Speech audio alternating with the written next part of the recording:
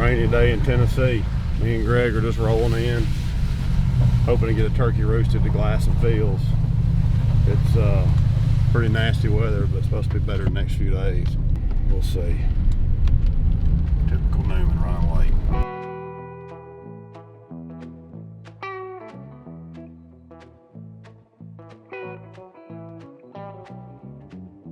This is Brooklyn in a canoe in my jacket from when I won the Grands in like 1990. So the jacket's every bit of what, 30 years old or whatever you want to call it.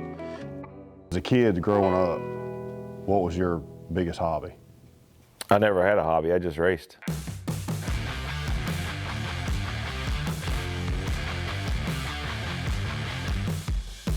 Four and a half, I started racing quarter midgets, and I've always loved doing it, always raced, and a lot of it was because my dad was driven to want to be a racer. Mm-hmm. And then, you know, when I got the opportunity, I was successful enough that I just kept climbing each rung on the ladder. My name's Philip Culpepper, and this is why I love turkey hunting. Son of a gun, look at the hooks on these brothers right here. Since the age of 8, I've watched them flop down the barrel of a shotgun. Happy times here in Georgia. And through a camera lens. Oh! Straight right to the right of the pine, right here in the bottom. I've made some fly off that I ain't seen since. That was on me. What a hunt, baby. What a hunt. As long as it's legal, you take it how you can get it. Over the years, I've been lucky enough to share the woods with some incredible turkey hunters. Ones that have taught me it's about so much more than just pulling the trigger. Oh yeah, we ain't done. This is just the beginning. These are the core values that Hunt Club was built on. And this is our story. Y'all come on and go with us. Nice take, Culpepper, too. I'm coming in. What are you doing, bud? Coming in hot. Yeah. You bring a gun? Just, yeah. One for each arm. About time. I got a crew behind me. I told everybody you was going to probably be late. But, yeah, but we're I'm trying to figure 9 o'clock. What is it? We're looking at... We're late for tonight, but early for tomorrow. 9:19. We've seen 2 long bears. Where at? On the cow pasture up here, across power line. Okay. Did they roost over here on this side, or No, did they were standing under the tree like penguins, getting out of the rain. Okay. And they just went, because they're going to be right there. Yeah. What was your kind of release to get away? So I didn't have that. Like for the longest time, that's all I did was race. This one was from the Pueblo Grands. I believe it was 1986, 1988. This is 88. So first Grands I won was in Illinois 1986. This is from 1988. It was probably 05 or something like that, 05 or 06. We were in Kansas, and I went to the Cabela's store. I always loved the outdoors, and we had some time to kill, if I remember right, and just started looking at bows, and eventually got a bow, and then Truex and I became good buddies, and we started talking and shooting. We'd go to the racetrack if we couldn't fish, didn't have a place to fish, we'd grab our shooting block and go shoot our bows, and eventually, you know, got to go hunting in places, and just that became an unintentional release. Is this the lucky one in the group? No, everybody's got one. Did you what about Greg? You got one. Okay, I'll say if the wheels come off there, everything goes down. Yeah. Right. We all gotta have one. Okay. They're. See. I think we're good. Worth a shot. Oh yeah. I'm not superstitious, but anything worth a shot to get lucky. I don't think it. We seen them 2 last night. Should we park at the fence and walk up? Should we go all in? Park and sit down, or just go so we can hear one gobble from tree line? Well, you'll figure that part out when we get a little bit closer. On the turkey hunting side, when was your first turkey hunt? Probably with Bill down there and you. Would it have been the hunt when we went to Blanchard's? I think so. I think that was my first. I believe that was my first turkey kill. He gobbled from up top. Let's Sounded like he was back here. yeah, he's down in that bottom. He's probably cooler down in that bottom. Yes, as hot as it is. Let's tell you what, I'm gonna put the decoy out here. You just wanna jump that thick stuff. Let's just set up for a few minutes and see what he does. I mean, All right.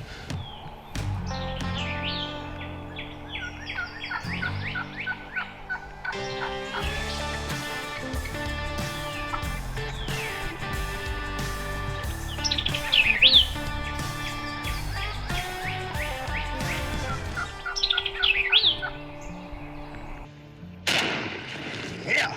We had some turkeys around, but we never hunted turkeys. And I mean, we had deer at where I grew up in South Bend, Indiana, but I never hunted. Like it wasn't.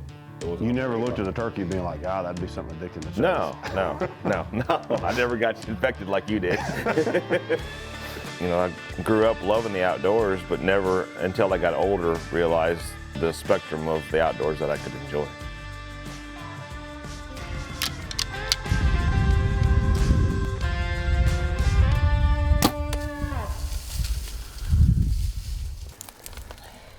What do you think? It's a nice buck. It was Mackenzie's first bird that she killed the day before. And the local taxidermy lady, she does these plaques that I think are like perfect because it's so difficult and so hard to do a full mount turkey. Rocket Man's a little slow today.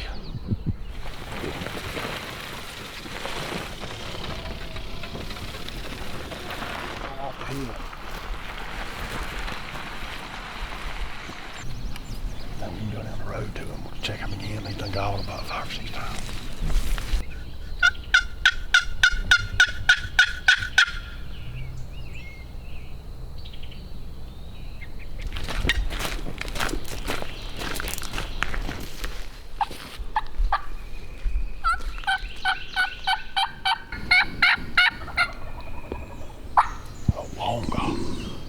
You think he's on our side?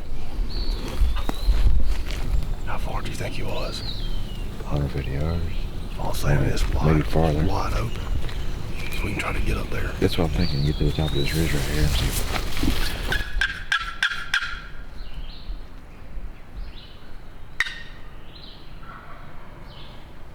Down here.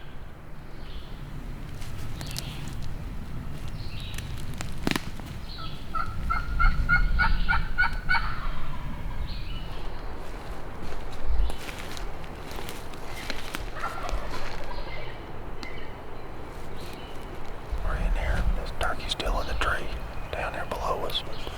We got right off the tip of this knob, and it's super, super steep. So.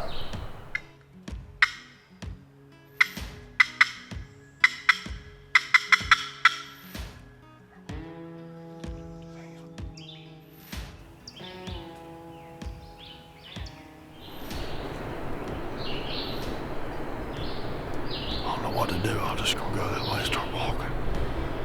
Go find another one before this rain gets here. Regroup, grind out. We know there's turkeys here. We just gotta They're here, let let's- them present themselves. We're on turkey time. Yeah. But we got other places to go to. And the So we take a couple hour break and get back after it. the weird part was it was after 9 o'clock and the bird was still in the tree. Which is insane. Shifting gears back to the racing thing, obviously we're in front of something that's a monumental piece in your career, the Daytona car that you know almost took your life. Are you a different Ryan Newman now than you were before this happened?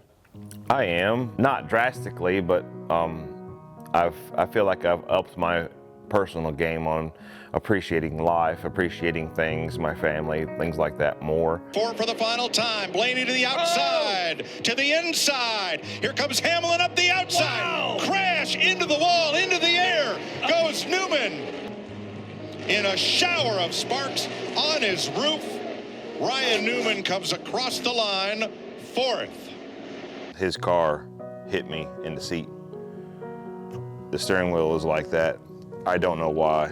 I don't know if I pushed it down. If I would have thought that if his car hit it, it would have knocked some of the rubber loose or whatever. But you know, ultimately, I don't have any memory of what happened. But know that his car hit me here. My head was right here. So you can do the math pretty easy on that one. There were so many people that prayed and so many people, and I still have people. Last week, somebody says, man, I just want you to know, shook my hand, comes up, shakes my hand, and just stood there just like, I mean, just as man shake as you could ever imagine. He said, I just want you to know, he says, when that happened, he says, I dropped to my knees and I prayed. God, that's You know gotta what I mean? be, that's gotta be get emotional. just a little Oh, teared yeah. up just thinking about it, but like, Knowing people you don't even know. that's 3 years later, I got people still coming up to me and saying stuff like that. So I know that the way the word and the prayer works, that I had a lot of help that day, and I was fortunate to have lots of angels' wings wrapped around me to bring me back. So that's where he hit me. This is where the helmet broke out. This is where they cut the helmet in half to get it off my face to basically pull it apart. But you can see this crack. I got hit so hard that it smashed the helmet together side to side based on the way the styrofoam broke on the inside. I've never showed anybody on camera that helmet. Really? Just so you know. I definitely have become a little bit more spiritual, a little bit more appreciative and thankful for being able to be here and talk about it. I mean, like, ultimately, I feel like God left me here on earth for more than one reason, but it's up to me to be able to figure out and embrace those things as I go through the rest of my life.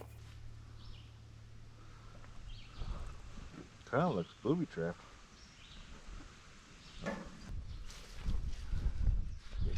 So we're on a different farm.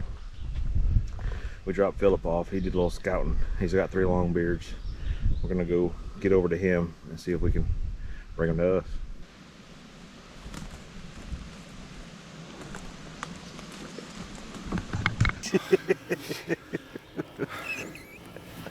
This better be worth it.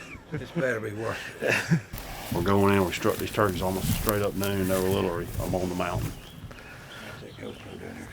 Screaming gobbler. Let's just, we can get in there. I just want to check them. They may be on our side. Let's finally got the crew back. We got the turkey struck up way off on the side of this other mountain. Whew, it's hot, but they're hot too. So, or they were 30 minutes ago. Maybe they'll get them back going. We'll see.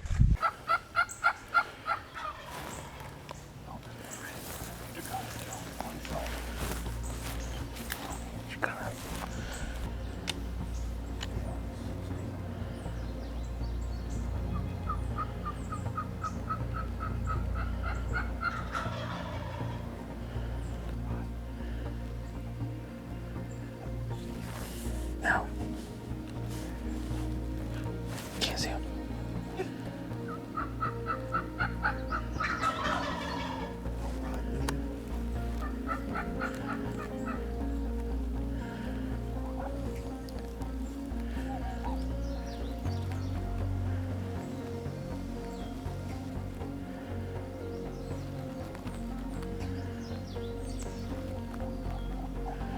You see him, Steve?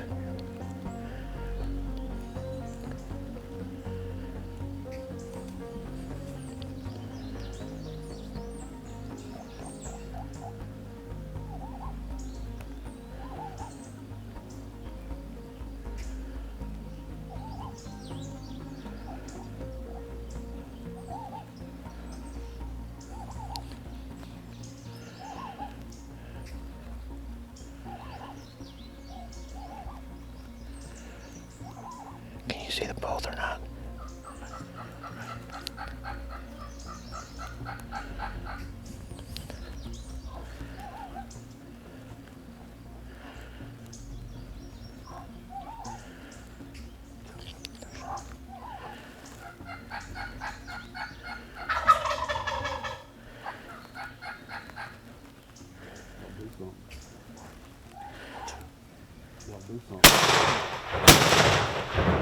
I got the first one. Newman, did you get him? Yeah. God bless. I worked our bleep off of that. Good job. Good job. Suckers came, they come 3/4 of a mile. Oh, God. As I've grown a little bit older and experienced a lot of it, mostly with you, I've experienced it enough that the adrenaline doesn't take over. Like I remember my first hunts, whether it was turkey or elk or deer or whatever, you get buck fever, you get the shakes, you get like. You learn how to harness it. Yeah, I've learned how to harness it, but at the same time, I've always listened to people say, well, I don't enjoy it as much as I used to. Well, I still enjoy it as much as I used to. Mm-hmm. I just figure out a way to control those emotions, and I really enjoy sharing it with people. Paintbrush. Been a tough go. We got it. Yeah. Good job, buddy. Thank you. I didn't know that was a little chaos. It happened. But when they had done come, when I struck them, they were on the top of that timber up there. Yeah. And they got the gobbling. I never could see them gobbling. They finally come single file come out. And then they came, when I lost them, they were up there by them cows coming in, so they didn't come all the way across the fence. There you go. 2-year-old. I originally thought, like probably most people think, that it was about the kill. It was about, you know, getting that animal or that trophy. But the trophy really is spending the time with the people. You're living proof on 2 different levels, and no different than this car was a life-changing experience to you, to a point, to no different than hunting is too, to where it's something aside of a true lifestyle you never even knew existed, to where now it's something that's almost like a craving you gotta have. Right. You know, and it's something I hope we continue to do years down the road. That's right. Thank you again, brother. Hey, buddy. Thank you. Thank you. Mr. Ron he passed away, but this is a place we've been started hunting probably 6-7 years ago. Yeah, and it all happened through the NWTF, which is Yeah. the cool part of it. So The way him and Newman met, and then he invited me up here, and we all became buddies. And Yep. It's crazy how things come full circle. like 8 years later. Yeah. Chapstick Farm. Congrats again. bro. Yeah, thank you.